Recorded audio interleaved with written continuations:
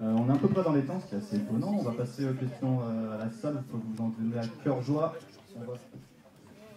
Et ça doit être des questions, et les questions ne doivent pas durer plus de 30 secondes.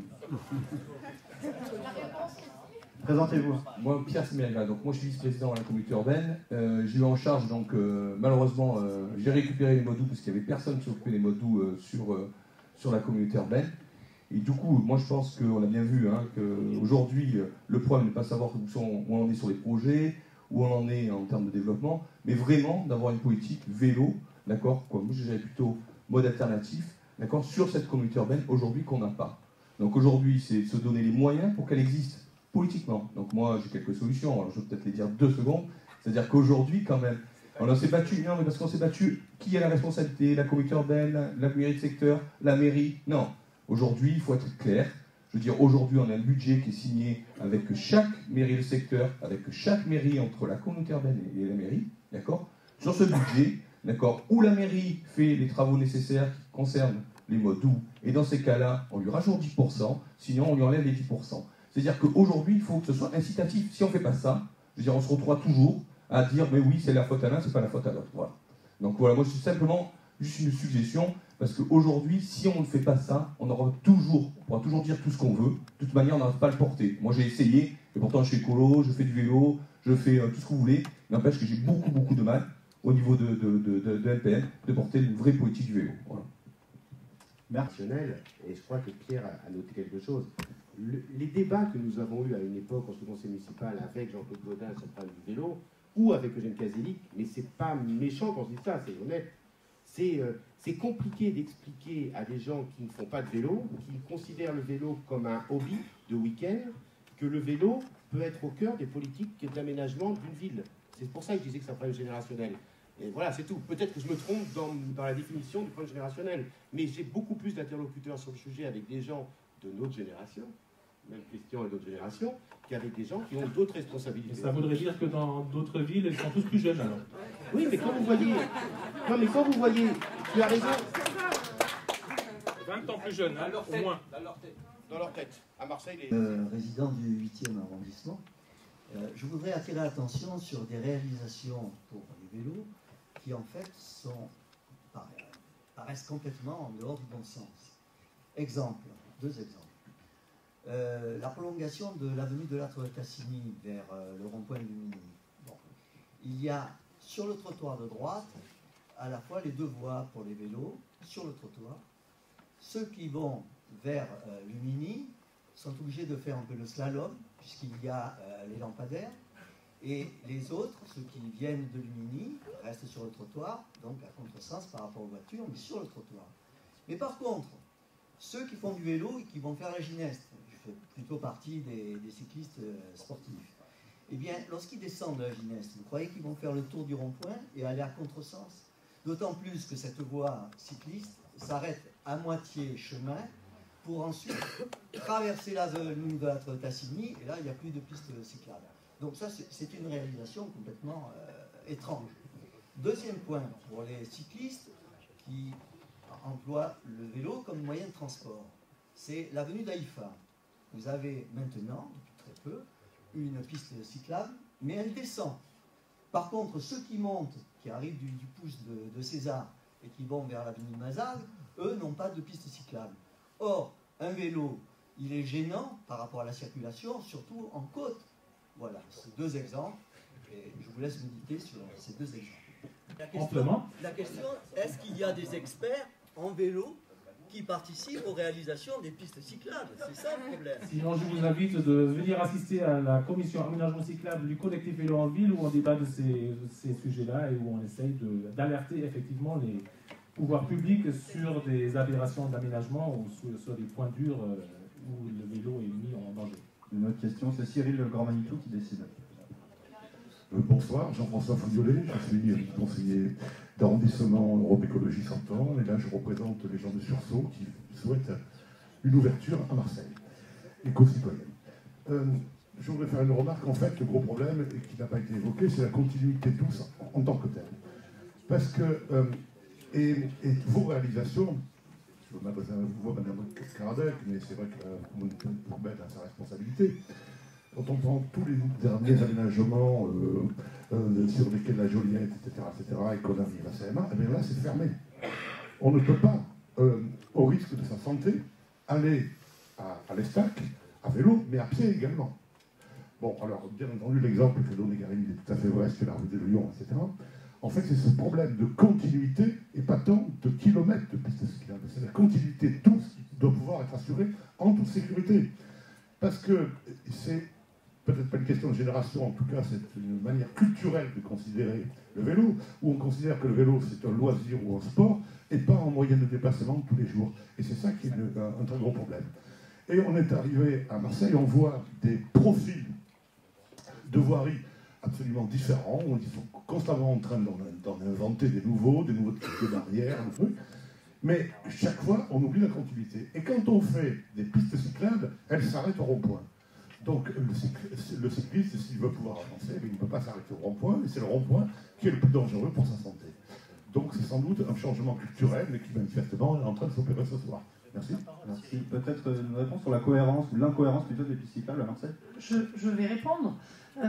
Enfin, la question ne s'adresse pas à moi, puisque le service circulation qui est compétent et qui comprend des experts fait partie de MPM, et c'est MPM qui est maître d'ouvrage dès qu'on réalise des aménagements sur la voirie. Donc, je veux dire, la question, c'est... Moi, je ne peux pas y répondre. Par contre, ce que je peux dire, en étant la voix du maire, c'est que nous avons voté, toutes les collectivités confondues, à l'unanimité, le PDU, le plan de déplacement urbain, qui prévoit de nombreuses mesures pour développer justement les déplacements alternatifs à la voiture. Et ce que veut le maire de Marseille, c'est qu'au plus vite, on fasse de ce PDU une priorité et qu'on engage et qu'on tienne le calendrier de ce PDU. De base du collectif Vélo en Ville.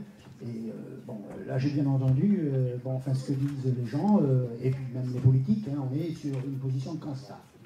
C'est bien, tout le monde partage ce constat. Qu'il manque des pistes cyclables et qu'il y a trop de voitures en ville. Et ça, je constate effectivement, il y a eu quand même un effort de fait, je le constate, il y a beaucoup moins de voitures en ville. Et ça, c'est là-dessus qu'il faut travailler. Et là, je me positionne en tant que projet. Moi, ce que je dis, c'est que déjà les 6K des 1.7 en acté, veut dire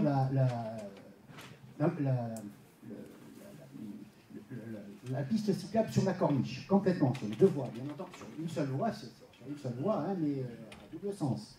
Ça, c'est acté déjà au niveau du 6K. Mais si on veut, et j'ai entendu Pierre dire, et tous les politiques disent, effectivement, c'est pas lui, c'est pas moi, etc., on ne sait pas qui c'est qui prend des décisions, mais à un moment donné, il faut passer aux actes. Je crois que c'est Mme Pigamo qui vient de le dire encore. Là. Et Marie-Laure Caradec, pareil, je veux dire, elle est bien, elle est volontaire là-dessus, mais à un moment donné, il faut faire les actes. Et l'acte principal, le premier, et il y a des années que le collectif Vélo en Ville le dit, ça, il faut qu'une piste, une voie, celle qui est la plus du côté de la mer, soit exclusivement réservée en site propre pour vélo. Et ça n'a aucune incidence sur la réalisation de la L2 et du bus. Ça n'a aucune incidence, ça. C'est pas vrai. Ça, il faut le faire immédiatement. C'est déjà acté en 6K du 1.7. Donc pourquoi ne pas le faire? On est tous d'accord, les politiques et les gens, là. Ça, c'est un premier objectif, un projet, là. Un projet. Deuxièmement, et qu'on le veuille ou pas, il n'y a rien à faire. On ne peut pas, agrandir les voies de Marseille, c'est difficile à faire. D'autant qu'il faut surtout favoriser les transports en commun, faire passer les bus, etc. Ce qu'il faut, c'est réduire l'entrée des véhicules en ville. Voilà. Ça, il faut faire. Il y a de grandes métropoles en Europe où c'est un jour sur deux, les pères et impairs. Voilà. On est en réfléchi à Paris de faire payer les trucs, les voitures. Ben, je ne sais pas, il faut réfléchir là-dessus, mais il faut réduire l'accès des véhicules dans les grandes métropoles à Marseille. On est en train de crever. Voilà. Voilà, c'est les deux projets que moi je demande aux politiques de réfléchir là-dessus, et de se mettre d'accord. Faire un SCOT des mobilités réduites. Alors, je crois que Christian Pellicani est bien placé là-dessus. Là, il peut lancer là-dessus quelque chose. C'est une question de style, mais profitez-en, posez des questions politiques. Je crois que c'est l'idée de ce soir. M. Pellicani veut y répondre, peut-être aussi sur les péages en centre-ville. D'abord, sur l'analyse de M. Serna, il a raison. Il faut, et je crois que ça a été dit à plusieurs reprises, limiter, réduire au maximum les gens qui sont des automobilistes hors Marseille, qui viennent de travailler à Marseille ou qui ont une activité de loisir. Donc la meilleure façon, et donc je remettrai au collectif, puisque vous me recevez, autant vous donner tous les éléments, le document qu'on a sorti au niveau du département des Bouches-du-Rhône et qui inclut la réflexion sur Marseille et sur la communauté urbaine en matière de transport et de politique de déplacement, le droit à la vie, le droit au déplacement. Vous verrez, on propose effectivement que les parkings prévus en amont de Marseille sur les axes ferroviaires autour des gares soient étendus, agrandis et avec une billetterie combinée qui permet aux gens de laisser leur voiture et de rentrer dans la ville en train. Voilà, ou en tram-train. Et le tram-train est une possibilité de plus en plus crédible, notamment sur l'axe de la vallée de l'Yvonne, puisque ce qui se passe sur Aubagne, le métro, le tramway, tout ce qu'il faut, la gratuité de transport, on a intérêt. Mais sur regardant, la ligne a été modernisée à 3/4. Il y a 2 viaducs qui posent un problème sur l'axe Aix-Marseille, qui n'ont pas pu être doublés pour des questions d'argent. Je pense qu'aujourd'hui, on peut, et c'est ça qu'il faut faire, on propose un certain nombre d'espaces à aménager. L'autre question, c'est la question des tarifs, plus les tarifs de la RTM, plus, et ça c'est une décision politique qui n'appartient pas à la régie, c'est effectivement une décision de l'autorité organisatrice. Plus les tarifs sont bas, plus on a une politique sociale du prix, plus on favorise l'accès au transport collectif et on maille le territoire. Effectivement, les gens prendront la décision d'abandonner leur véhicule individuel. Et l'autre aspect, alors on parlait des péages urbains, nous, je fais partie des premiers opposants au péage du tunnel Prado-Carnage qui a été construit, réalisé. C'est un tunnel ferroviaire, je vous le rappelle, qui a été construit par les Anglais au 19e siècle. Il faut savoir que le port de Marseille, le port industriel, devait être dans la rade sud et pas dans la rade nord. Et il a perdu tout son sens, puisqu'à un moment donné, la marine à vapeur a tranché le débat, on a fait le port industriel dans les quartiers nord. Mais ce tunnel à péage routier, qui était le premier, qui depuis n'arrête pas de faire des petits, nous sommes opposés. Pourquoi ? Parce que d'abord, ce sont des aspirateurs à voiture et une rente qui pénalise les gens. Donc ce qu'il nous faut aujourd'hui plutôt, ces tunnels-là, faisons-en des transports collectifs, mettons des bus à l'intérieur. Arrêtons de mettre de la voiture. Et nous, dans le 7e arrondissement, je vais être localiste, je le disais à la Pointe-Rouge dans un débat sur les bateaux-bus, quand on y a été pour faire la promotion de ce mode de transport. Nous, on a intérêt à ce que les gens des quartiers sud aient les moyens d'abandonner la voiture, parce que par où ils passent ? Par le 7e arrondissement. Voilà. Et après, maintenant, le boulevard urbain. Voilà. Donc, je suis contre les péages urbains, mais pas pour la voiture, mais pour justement aider les gens. Je m'excuse de couper, mais donc on revient au vélo parce que c'est le sujet de ce soir. Même si tout est lié, je suis parfaitement conscient et que les autres sujets sont au moins aussi importants. On passe à une autre question. Alors, je rappelle que la question doit être courte et je prends les gens. Désolé, c'est comme ça. Et je prends les gens dans l'ordre où ils ont levé le doigt. Donc, je dirais trois interventions parce qu'après. Je vais essayer d'être court, mais c'est compliqué. Michel Forneron, porte-parole de campagne d'Europe Écologie Les Verts sur ce coup-là.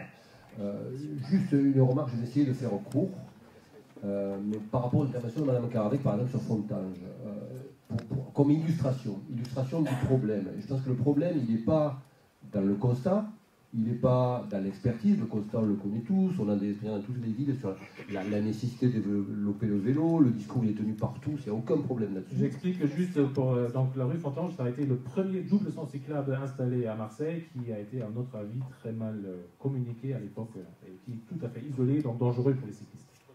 Et, donc cet exemple de la rue Fontange était intéressant à plusieurs titres parce que il y avait un projet qui était fait par la communauté urbaine d'aménagement, vous le savez, Mme Kardec en a parlé plusieurs fois, qui était cohérent avec le plan de circulation, qui permettait effectivement aux vélos et aux voitures de se croiser, parce que les voitures ne passaient plus toutes par cette rue qu'on mettait en sens interdit quasiment. Et il se trouve qu'il y a eu une intervention du maire de secteur, M. Tian, qui a remis en cause le plan mis en place par la communauté urbaine, qui fait que de fait, ce double sens cyclable qui aurait dû être pacifié et fonctionner correctement ne fonctionne plus. C'est rajouté à ça effectivement des déficiences généralisées sur la communication, l'explication, la concertation avec les riverains et les gens qui passent dans cette rue sur le fonctionnement de ce type de nouveaux aménagements qui a fait que ce truc ne fonctionne pas. Et cette analyse-là, j'arrêterai là-dessus, mais j'aurai beaucoup d'autres choses à dire, elle est révélatrice quand même du dysfonctionnement général que nous, à Europe Écologie, on voudrait voir évoluer de façon claire. C'est-à-dire qu'il faut qu'il y ait une volonté politique, elle est affichée, il faut qu'elle se traduise par des moyens. Et les moyens, ça veut dire quoi? Ça veut dire qu'il faut mettre en place au niveau de la communauté urbaine et de la mairie des structures avec des moyens, un budget, un programme pour mettre en place une politique vélo. Tant qu'on n'aura pas ça, on restera au niveau du discours et au niveau du coup par coup. Donc ça, c'est absolument indispensable. C'est pour ça que nous, j'arrête là-dessus, on est pour que très rapidement des plans locaux de déplacement soient mis en place dans les quartiers pour que les gens qui vont vivre dans cet espace-là puissent s'impliquer dans l'organisation de l'espace pour laisser de la place au vélo, qui sera une volonté politique. Et puis je terminerai quand même sur un deuxième point, et j'arrêterai là-dessus. On a eu quand même un mandat qui était le mandat de la gouvernance partagée. Moi je dirais qu'en termes de vélo, ça a été un mandat qui était de l'incapacité partagée. Parce que si on prend l'exemple des doubles sens cyclables, effectivement, on a compétences partagées, l'aménageur, communauté urbaine, et la mairie de Marseille qui est censée protéger ces espaces-là. Je prends l'exemple du boulevard de Paris, de Mayanne, que tous les cyclistes connaissent. On a aujourd'hui des aménagements qui ont été faits et qui ne sont pas protégés par la police municipale ou la police. Et donc ça ne fonctionne pas. Donc moi je dirais responsabilité partagée, et j'espère que les écolos, s'ils ont une place un peu plus forte dans la prochaine mandature, pourront peser de façon plus forte dans ce qui se fera en matière de vélo dans les 5 ou 6 ans qui viennent. Merci. Alors j'en profite pour vous présenter Marianne Moustomel qui remplace Nathalie Puamo, qui est conseillère municipale PS et qui, j'en suis témoin, est cycliste assidue et régulière. Alors, oui, je veux bien répondre. Bonsoir. Effectivement, je suis une cycliste assidue jusqu'au jour où j'ai rencontré, alors que j'étais en vélo, une personne qui était au volant et qui téléphonait, et je me suis retrouvée à l'hôpital avec une fracture qui a mis un peu plus de 6 mois à se réparer. Voilà, donc c'est aussi la dangerosité du vélo sur une voie. C'était une voie de bus, hein, c'était à l'île d'Accorderie, je dois dire, et j'étais sur la voie de droite. Non, c'était un véhicule particulier. Pardon? C'est la voiture qui est dangereuse. C'était la voiture qui... Ah, mais j'ai pas dit que c'était... Non, je... Vous avez parlé de dangerosité du vélo. Tout le monde a compris. Oui, mais de la dangerosité de la pratique du vélo... Ce que je voulais dire pour répondre à ce que disait M. Fourneron, c'était aussi que je crois qu'il faut qu'on ait une vraie politique d'éducation. Et Patrick Menucci l'a mis très clairement dans ses réponses, je crois qu'il a fait à Vélo en ville. Je crois qu'il faut vraiment qu'il y ait une éducation au vélo dès le plus jeune âge. Il y a des tas de gamins actuellement, dans des tas d'endroits, qui ne savent pas faire de vélo. Alors quand on ne sait pas faire de vélo, quand on ne connaît pas le permis, le code de la route, il arrive quand même, c'est quand même plus difficile après ça d'avoir une pratique plus apaisée du vélo, parce qu'on est plus dans des choses à faire. Je crois que peut-être, dans la mesure où le tiers-temps, les rythmes scolaires vont se modifier l'année prochaine, et nous espérons bien le mettre en application, la pratique du vélo pourrait se faire aussi dans les écoles, et je pense que c'est un bon vecteur de communication pour l'ensemble des habitants de toute la ville. Un autre point que je voudrais dire, c'est que le vélo, ça se pratique sur des grandes distances, ça se pratique aussi dans les quartiers, et dans les quartiers, à l'intérieur des quartiers, à l'intérieur de chacun des quartiers, qu'il faut aussi pouvoir être une femme au foyer, une mère de famille, un père au foyer, un père qui va faire des courses et qui peut utiliser son vélo. Et de ce point de vue, actuellement, il n'y a pas de structuration possible, il n'y a pas de lieu où poser son vélo, il n'y a pas de lieu où accrocher son vélo, et c'est vrai que voilà, c'est vraiment un déficit, et je crois que nous serons extrêmement attentifs le jour où nous arriverons à la mairie de Marseille sur cette thématique-là.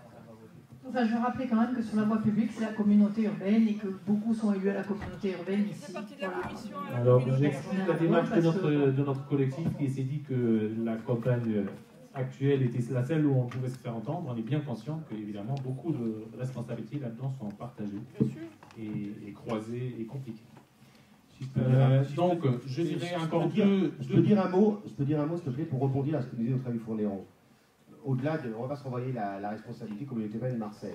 C'est important aussi dans que les discours que nous tenons comme élus, de pousser à l'utilisation du vélo. Moi, je suis de ceux, et je l'ai dit à Dominique Tian, d'accord, quand Dominique déclare que le vélo, je l'ai dit tout à l'heure en préambule, le vélo, c'est pour les bobos de la plaine, uniquement pour les bobos de la plaine, on ne va pas se prendre la tête pour aller aménager, c'est pas grave, pour aménager la rue Fontange, puisqu'on ça a été travaillé avec le CIQ, Madame Marion, etc., il y a eu des débats dans le quartier. Quand Dominique, maire de secteur, sort ça, symboliquement, c'est mauvais. C'est mauvais par rapport au combat que nous menons. Voilà, c'est surtout thématique. Je n'ai pas parlé. Voilà. Alors, j'encourage d'autres questions de la salle. Je vais défendre mon collègue Dominique Tian, qui fait 2 fois. Non, ça fait 2 fois qu'il est attaqué. Non, ça fait 2 fois qu'il est attaqué. Et le choix qui a été fait est le fruit de la concertation. C'est-à-dire que le CIQ était opposé au choix, à la proposition de la communauté urbaine. Ça a été concerté et ce qui a été fait a été validé à l'issue de la concertation. Voilà. Et je rappelle quand même que la rue Fontange est dans le 6e et que le contresens cyclable, qui est le premier de Marseille, a été validé par Dominique Tian. La représentativité des CIQ est un peu mise à mal depuis quelques semaines. Il reste 10 minutes, environ 2 questions. Oui, alors voilà, moi je suis simple citoyenne, je ne représente que moi-même. Et je suis cycliste, comme vous, madame. J'ai aussi beaucoup de problèmes pour garer mon vélo dans le centre-ville. Chaque fois que je le prends tous les jours. Donc j'aimerais bien avoir des parkings à vélo plus fréquents partout. Également, il y a un aspect positif pour la mairie, je pense, mais pas seulement. Moi, j'aime beaucoup voir la police à vélo. Ça me fait très plaisir de voir des gens qui, au lieu d'être avec des gros camions garés n'importe où sur la Canebière et engueuler les piétons qui veulent passer à côté d'eux et qui leur reprochent d'être mal garés, de voir des vélos pacifiques, gentils, enfin, des gens à vélo qui font leur boulot, parce qu'il en faut, hein, on est bien d'accord là-dessus. Et j'aimerais bien en voir plus, mettre des PV aux gens mal garés partout dans le centre-ville, toute la journée. Et j'aimerais bien que ce soit des gens à vélo qui fassent ça, vous voyez. Je trouve que ça serait une bonne chose, ça serait pédagogique. Voilà.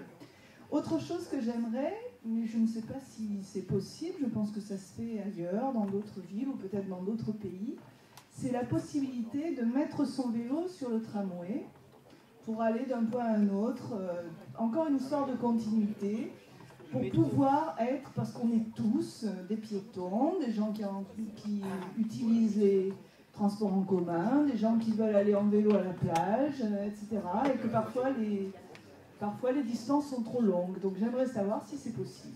Voilà, ce sera tout.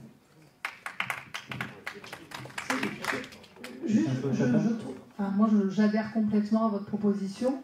Et pour la police à vélo également, parce qu'on s'aperçoit qu'ils sont 100 fois plus efficaces. Et ce que je tiens à dire, c'est que les agents verbalisateurs, eux, ils sont à pied et ils utilisent le métro. Donc, et grosso modo, quand même, puisque vous demandez de la verbalisation, je tiens quand même à préciser qu'il y a 400 000 PV qui sont mis par an à Marseille. Voilà. Dans le débat, comme la question n'est pas venue avant, puisque on s'achemine vers la fin, deux propositions. La première, nous, on est pour répondre à M. Forneron, on est pour une maison de l'écomobilité. Ça a été présenté, en tout cas, nous l'avons présenté, nous, dans un débat ouvert et citoyen à la CUM en septembre, pendant la semaine européenne de la mobilité. On est pour une maison de l'écomobilité par arrondissement, parce qu'on fait des lieux, justement, à la fois de formation, d'échange, d'information et de travail, comme on a pu faire, nous, ensemble, sur le SICA. Et comme personne n'a posé la question, on a depuis tout à l'heure, on a quelques propositions. En tout cas, moi, j'allais formuler en termes d'augmenter le nombre de kilomètres de pistes cyclables, d'intervenir sur les tarifs, de faire des choses.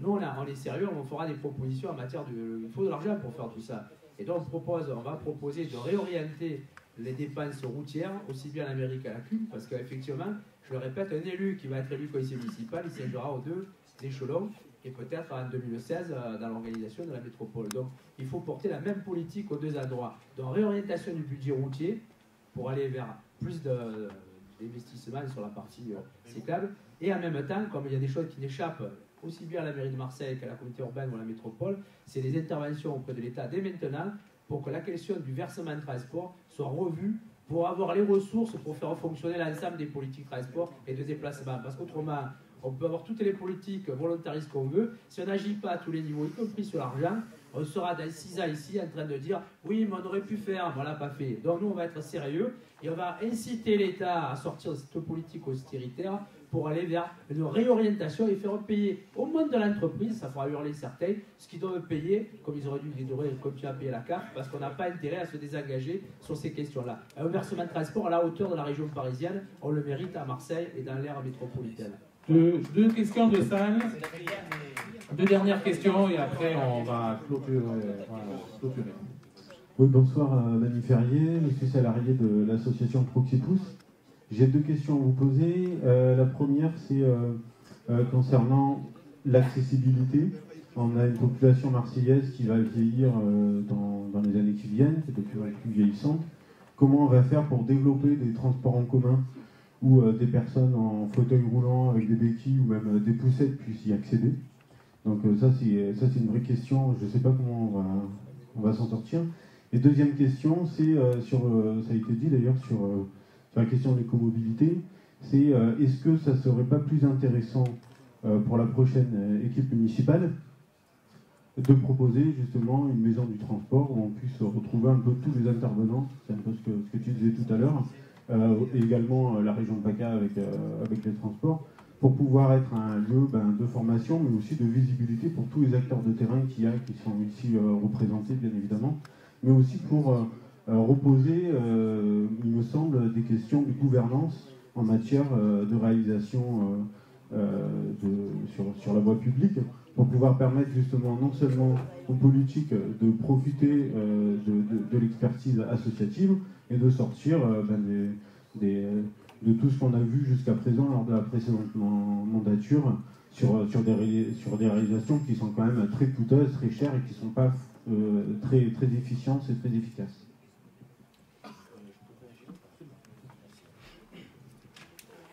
Oui, merci.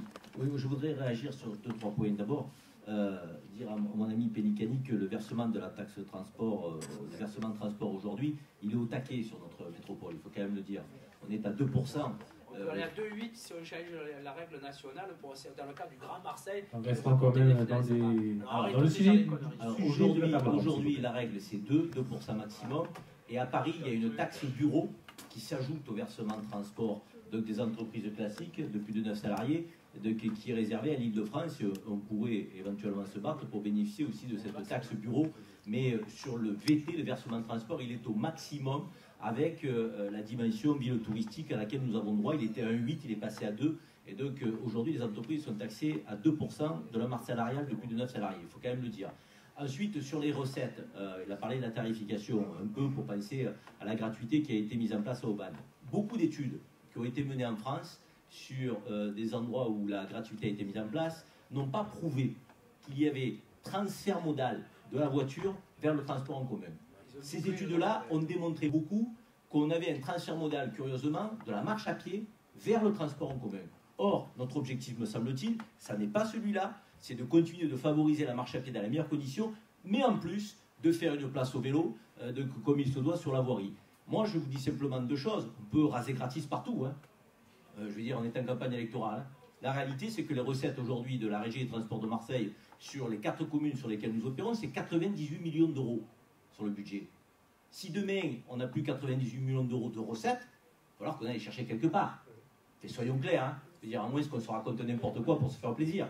Donc ça veut dire que soit on augmentera les impôts, et c'est pas imaginable, excusez-moi, je veux dire que c'est insupportable aujourd'hui les impôts. Donc il faut qu'on ait une autre démarche d'incitation pour freiner la place de la voiture, mais pour surtout, encore une fois, plus que d'être coercitif, c'est faire de la place au vélo pour ceux qui voudront emprunter le vélo. Or, aujourd'hui, il y a aussi des choses dont on n'a pas parlé. Vous avez un vélo aujourd'hui, pas électrique, normal, traditionnel. Vous êtes en panne. Vous le faites réparer où? Non, mais excusez-moi, on a 217, excusez-moi, on est dans une ville de 860 000 habitants, 217 km². Si on habite au fin fond du 15e arrondissement ou du 14e, nous proposerons, via l'économie sociale et solidaire, la création d'ateliers de réparation.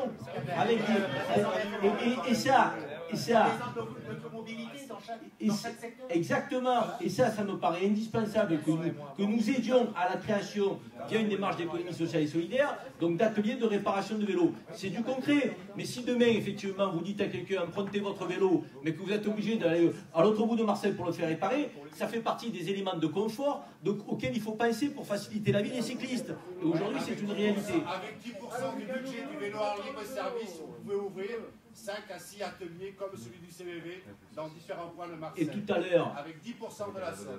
Et tout à l'heure. Vous avez un engagement citoyen, vous avez du lien social, vous avez de la Et mixité tout à l'heure. sociale. Ça, on n'en a pas. Et tout à l'heure, j'ai évoqué le coût d'un vélo Vélib type Deco, 3 000 € par an, et j'ai évoqué ce qu'un de nos collègues a mis en place à Toulouse, 300 € par an. Donc effectivement, il faut remunicipaliser donc, la démarche et reprendre les choses en main pour ne pas déléguer à Deco qui se gave sur la dette, donc sur le contrat de publicité, sur la gestion des vélos. Stop à Deco. Il va falloir à un moment donné qu'on prenne de responsabilité. Dernier point, on parle de recettes. Il me semble qu'on a octroyé la possibilité de gérer la question des PV à l'échelle de la municipalité et des eurodateurs. Nous investirons l'argent des procès-verbaux sur stationnement et des eurodateurs sur la place du vélo et les modes doux en ville. C'est un choix politique que nous ferons sur le plan budgétaire. Donc ceux qui disent on ne sait pas ce qu'on fera des PV, on ne sait pas quel montant on mettra, nous assumons le fait qu'à un moment donné nous sanctionnerons l'incivisme sur la voie publique, mais nous réinjecterons cet argent sur la place des modes doux en ville. Monsieur Zeribi, les recettes des PV ne rentrent pas dans les caisses de la ville. Donc il va falloir trouver des recettes ailleurs. Vous ne connaissez pas le dossier, c'est ma délégation. La décentralisation qui peut arriver, c'est ça. C'est juste un programme, on ne va pas s'enflammer là-dessus. On va prendre une dernière question. S'il vous plaît. Alors on avait dit 19h30 pour respecter le temps, on va prendre la dernière question. S'il vous plaît. Donc, la dernière question, elle revient au chairman, c'est un petit peu la chose qu'il a.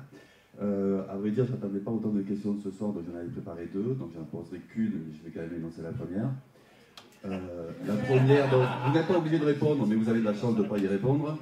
C'est aujourd'hui, on sait que la première cause de mortalité à Marseille, c'est la pollution de l'automobile. Aujourd'hui, c'est 1000 personnes par an qui meurent à cause de la voiture. C'est de la responsabilité d'un maire, je pense, que d'assurer la sécurité et la santé de ses administrés. Et donc j'aurais voulu savoir ce soir, je n'attendrai pas la réponse, mais j'aurais voulu savoir quels sont les candidats qui ont décidé d'arrêter le massacre et ceux qui veulent continuer la tuerie. Et c'est plus de 13 000 hospitalisations par an. Exactement. Voilà. Enfin, ma question, elle sera, puisque ce soir on a tout un aéropage de personnages politiques, j'aimerais qu'ils puissent nous expliquer une particularité française qui est la ville de Marseille. Comment se fait que les objectifs du PDU soient de 3%? C'est extrêmement timide par rapport à tout ce qui se fait dans le territoire français et dans l'Europe. Et comment ça se fait qu'on ait aussi peu de pistes cyclables aujourd'hui réalisées à la louche, on aura peut-être à peu près à 30 km sur la ville de Marseille. Je voudrais savoir, parce que nous, on n'arrive pas à connaître au CDD, on ne connaît pas la solution, la réponse à cette question. Ici, on a peut-être des personnages politiques qui peuvent l'expliquer. Comment ça se fait qu'on soit aussi en retard et comment ça se fait que les objectifs pour demain soient aussi timides? Merci.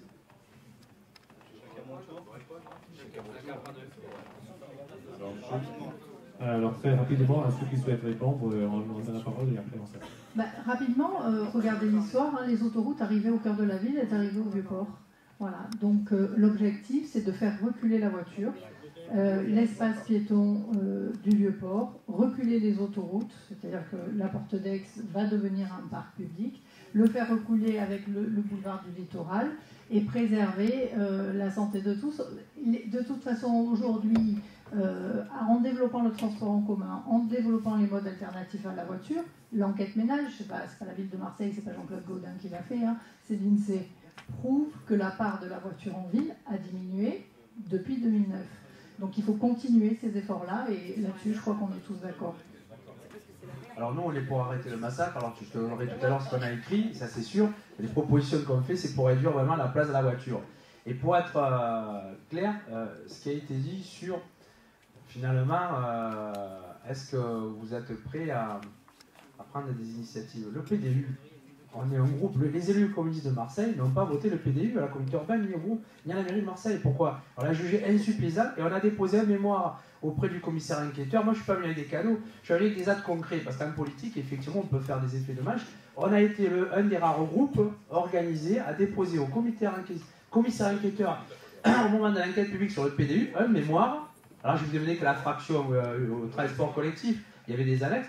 Alors, il y a peut-être d'autres, maintenant, ils ont qu'à s'exprimer. Et là-dessus, effectivement, on ne l'a pas voté parce qu'on le juge insuffisant.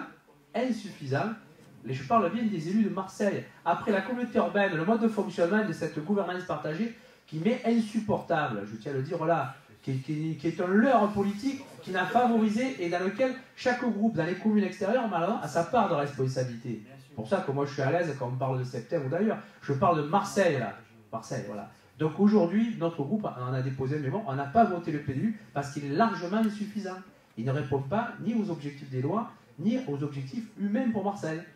Donc voilà, je peux remettre aussi, si tu veux, un document de plus, mais je sais que c'est en ligne, vous pouvez aller le voir. Voilà, merci. C'est pas drôle. Moi je crois que j'ai répondu aux deux questions tout à l'heure. Je crois que tes deux questions, j'ai répondu pendant pratiquement 1h30. Tu étais là pendant 1h30 ou pas? Je m'en fous de convaincre, j'ai mes certitudes, et tu le sais, j'ai ma volonté politique, j'ai pas la langue de bois, voilà, je me suis exprimé, je crois que sur le côté arrêter le massacre, je crois qu'on s'est tous exprimés sur le fait qu'il faut avoir des politiques volontaristes en matière de partage de la voirie, etc., je l'ai dit. La première cause de mortalité à Marseille, c'est pas les maladies respiratoires à Marseille, je crois qu'il y a d'autres cas beaucoup plus graves, comme les suicides, sur lesquels on pourrait se poser. Et il y a plein de choses, voilà, c'est fait partie. Donc, et le chômage, cause de suicide, etc. Donc c'est un point important, on est là pour ça. Mais attention de ne pas faire des amalgames. La première cause de mortalité à Marseille, ce n'est pas les maladies respiratoires. Ce n'est pas les maladies respiratoires. Il y a d'autres causes beaucoup plus graves aussi, sociales.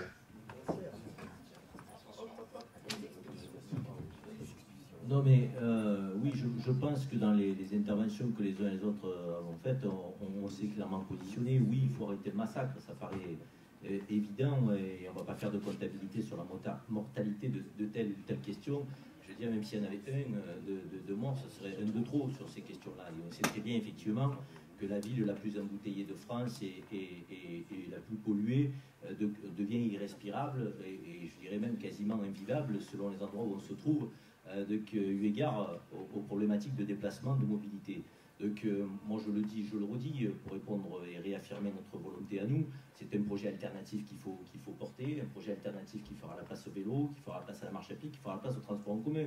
Moi je suis suffisamment bien placé pour vous dire les batailles qu'il a fallu mener avec la Régie des Transports de Marseille pour obtenir les avancées qu'on a pu obtenir. Et si Mme Karadec dit depuis 2009 la place de la voiture a diminué, je la remercie parce que quelque part elle salue depuis 2009, c'est nous qui sommes en responsabilité de la politique du transport en commun. Donc ça veut bien dire qu'on n'a pas trop mal travaillé, même si le résultat est encore largement insuffisant parce qu'on est arrivé, il y avait 30 ans de retard. On a 11 km et demi de tramway à Marseille, quand on a 45 à Montpellier. C'est effrayant. Et quand on a un tramway, il doublonne le métro. Et quand on investit 60 millions d'euros cette année, donc on le fait rue de Rome.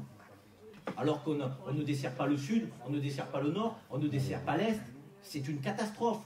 Les choix qui ont été faits sont des choix je dirais, suicidaires, pour reprendre effectivement l'expression. Donc oui, si on veut avoir moins de voitures dans le centre-ville, pour que ce centre-ville, cette ville soit respirable et que le vélo puisse y trouver sa place, il va falloir qu'on ait une forme de complémentarité, de complicité, presque, dans le développement des transports en commun, et la place qui doit être faite au vélo. Ça veut dire éviter les parkings de centre-ville, qui permettent aux voitures de venir s'engorger. Donc si on fait des parkings en centre-ville, c'est parce qu'on n'a pas envie de limiter la place de la voiture en centre-ville. Sinon on ne les fait pas en centre-ville, on les fait à la périphérie de la ville.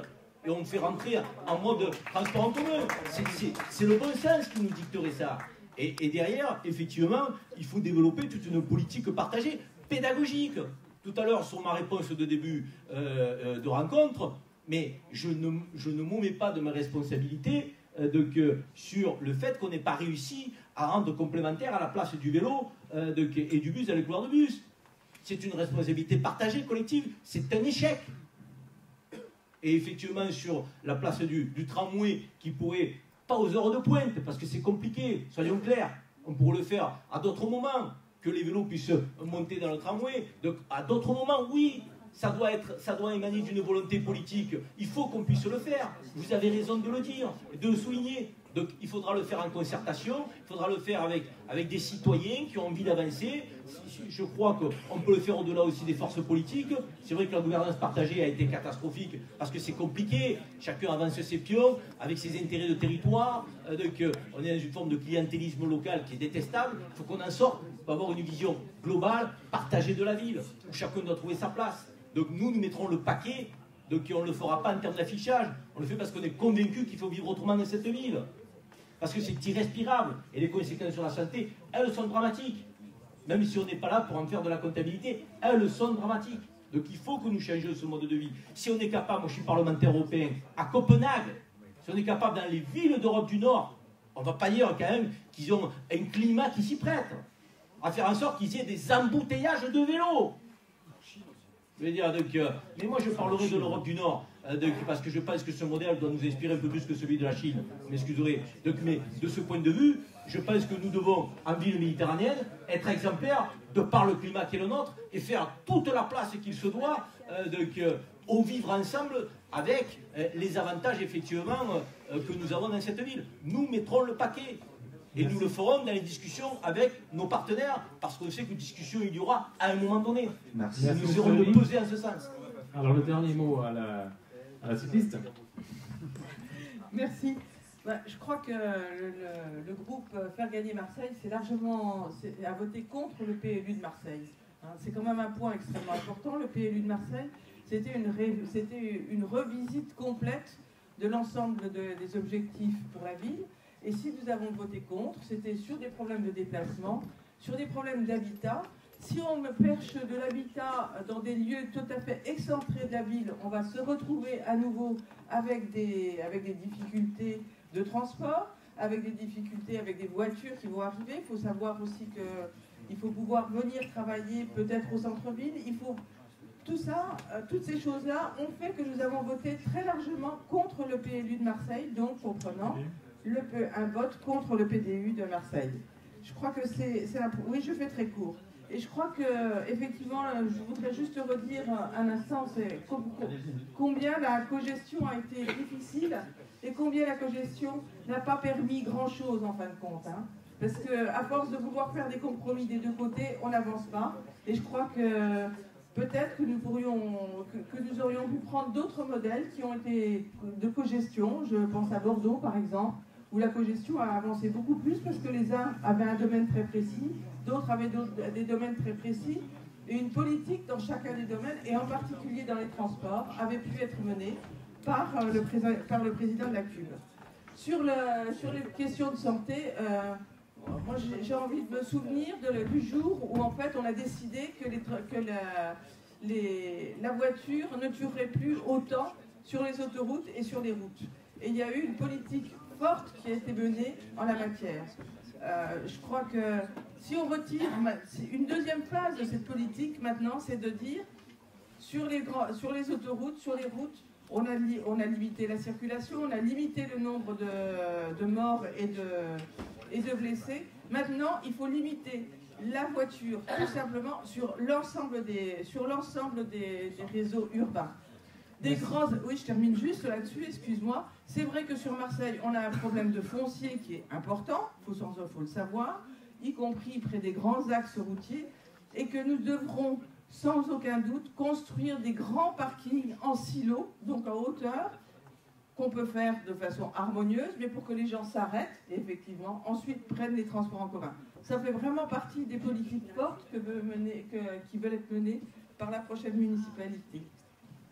Ben, merci, on va conclure là-dessus cette table ronde ce soir. J'espère que ça fait avancer un petit peu les choses. Merci aux élus d'être venus.